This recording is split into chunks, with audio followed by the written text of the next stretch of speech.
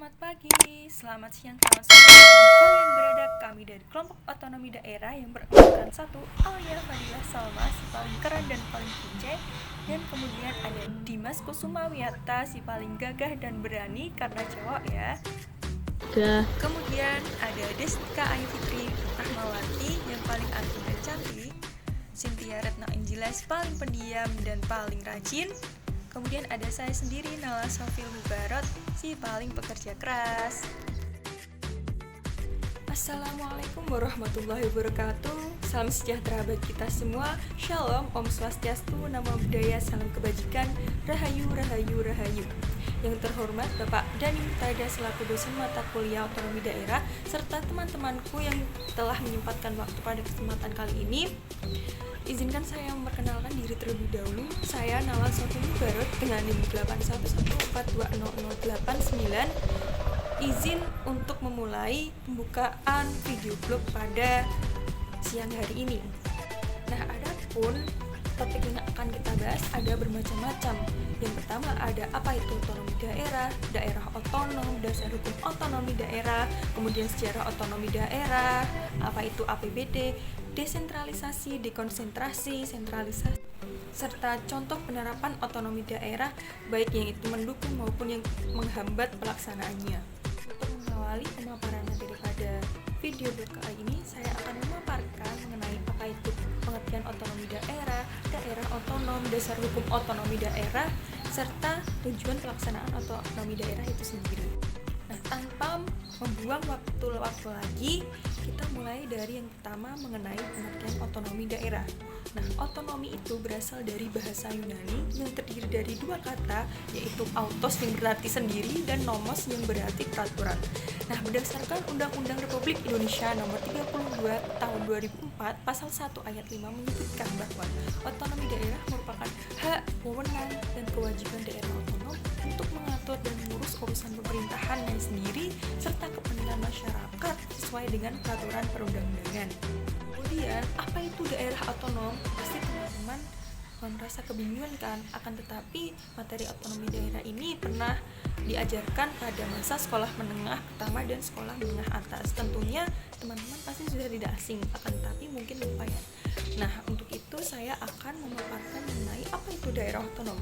Nah, daerah otonom sendiri merupakan kesatuan masyarakat hukum yang memiliki batas-batas wilayah yang berwenang untuk mengatur dan mengurus urusan pemerintahannya menurut prakarsa sendiri berdasarkan aspirasi masyarakat dalam sistem NKRI. Pada masa pemerintahan Bapak Insinyur Soekarno serta Bapak Soeharto ini belum ada yang namanya otonomi daerah karena semuanya menggunakan sistem sentralisasi yang mana sistem itu bertolak ukur pada keputusan presiden semata. Selain itu, dibentuknya otonomi daerah ini adalah bertujuan untuk yang pertama, meningkatkan pelayanan dan kesejahteraan masyarakat di daerah agar semakin baik.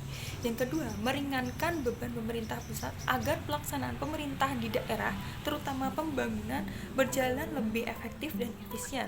Kemudian yang ketiga yaitu memberi kesempatan kepada daerah untuk mengatur dan mengurus urusan rumah tangga daerahnya sendiri sesuai dengan adat istiadat maupun peraturan yang berlaku di daerah tersebut. Nah, dalam pelaksanaannya, otonomi daerah ini memiliki landasan ataupun dasar hukum dalam penyelenggaraannya. Nah, adapun dasar hukumnya itu diatur pada yang pertama, Undang-Undang Dasar 1945 Pasal 18 Ayat 1 sampai 7. Kemudian yang kedua, Undang-Undang Dasar Republik Indonesia Pasal 18 Ayat 1 dan 2. Kemudian Undang-Undang Dasar Negara Republik Indonesia Pasal 18B Ayat 1 dan 2. Kemudian ada ketetapan MPR nomor 15 garing MPR garing 1998. Yang kelima ada ketetapan MPR nomor 4 garing MPR garing 2000. Kemudian yang keenam ada Undang-Undang Republik Indonesia nomor 32 tahun 2004 tentang otonomi daerah. Kemudian yang terakhir ada Undang-Undang nomor 23 tahun 2014 tentang otonomi daerah ataupun pemerintahan daerah.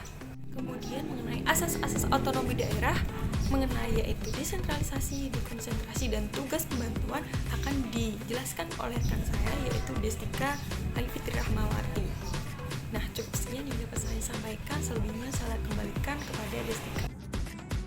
Di sini saya akan memaparkan tentang pemerintah daerah. Pemerintah daerah merupakan salah satu alat dalam sistem penyelenggaraan pemerintah menurut Undang-Undang Nomor 23 Tahun 2014 tentang Pemerintahan Daerah. Pemerintah daerah merupakan kepala daerah sebagai unsur penyelenggara pemerintahan daerah yang memimpin urusan pemerintahan yang menjadi kewenangan daerah otonom. Setiap pemerintah daerah dipimpin oleh kepala daerah yang dipilih secara demokratis.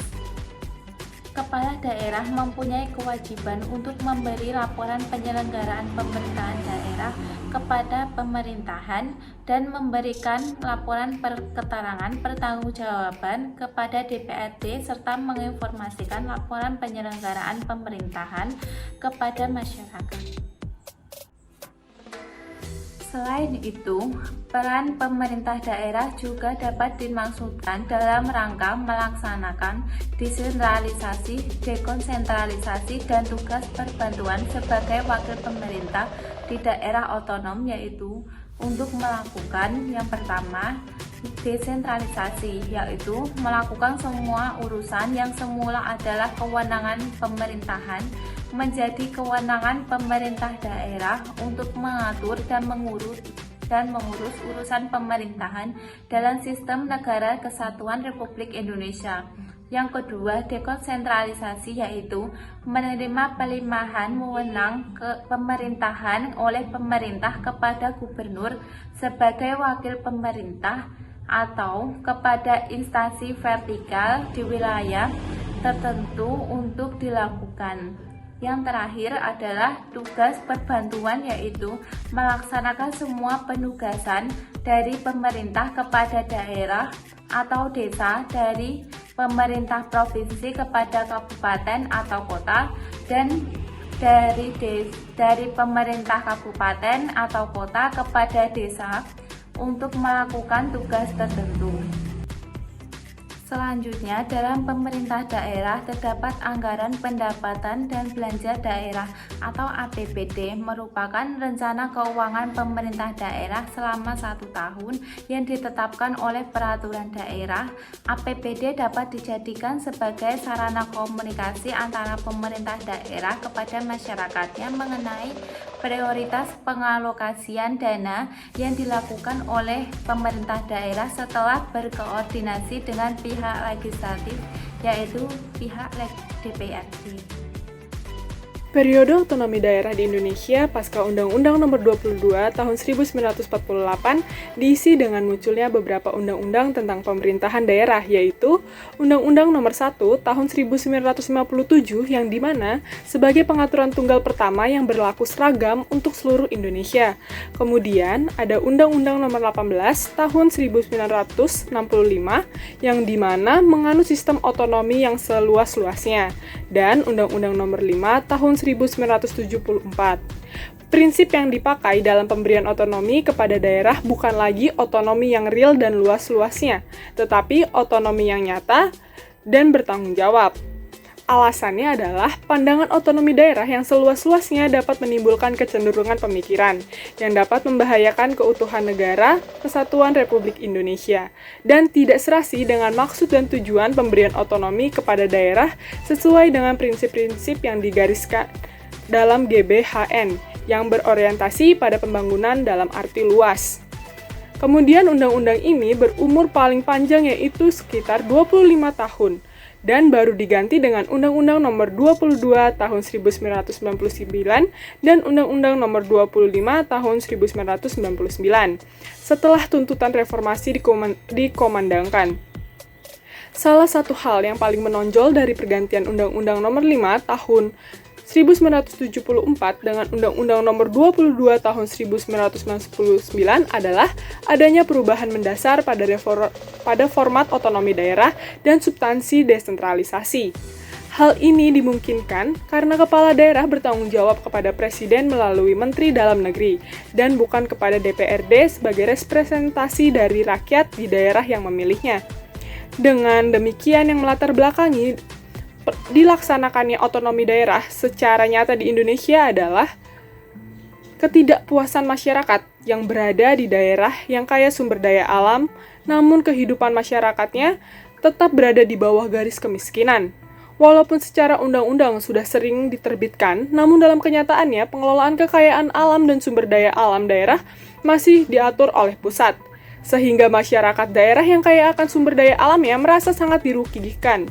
Akhirnya pada masa reformasi mereka menuntut dilaksanakannya otonomi daerah, sehingga dengan adanya otonomi daerah ini, daerah yang memiliki potensi sumber daya alam mengalami kemajuan dalam pembangunan, sedangkan daerah yang tidak memiliki kekayaan alam mengalami kesulitan untuk memajukan wilayahnya.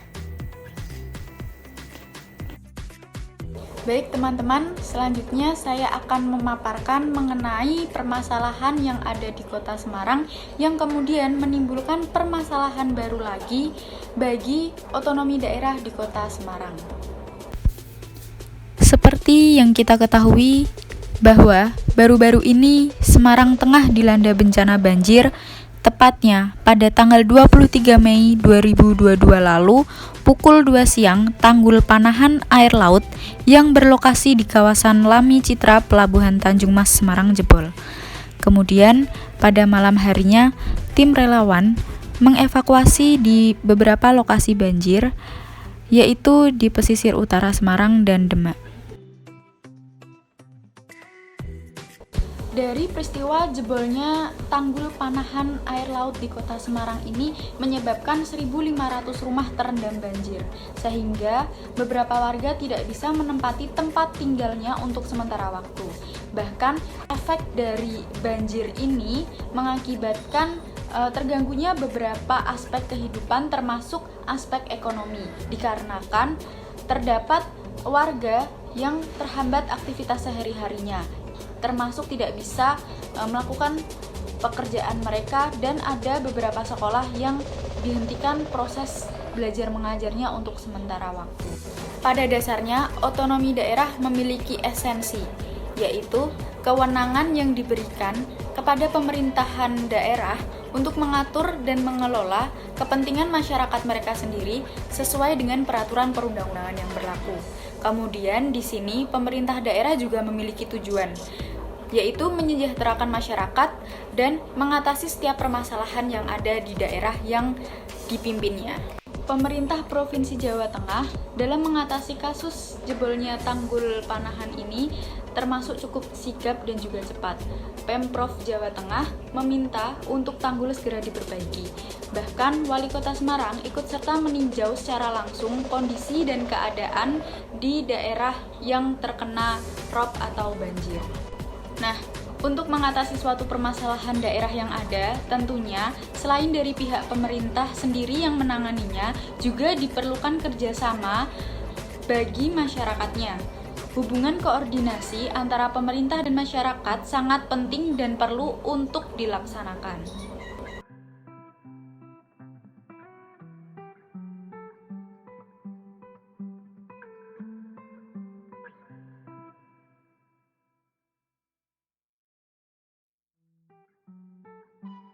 Setelah kita memahami video pemaparan yang tadi sudah dijelaskan, kita dapat tarik solusi, yaitu yang pertama harus adanya hubungan koordinasi antara masyarakat dan juga pemerintah. Lalu yang kedua itu agar dampak dari banjirop ini tidak meluas, perlu adanya perbaikan tanggul yang jebol secara cepat. Dan yang terakhir itu perlu dilakukannya peninggian dan penguatan dermaga, leveling container yard, dan juga penambahan pompa air sebagai upaya dalam penanganan dan juga pencegahan banjirop di area pelabuhan.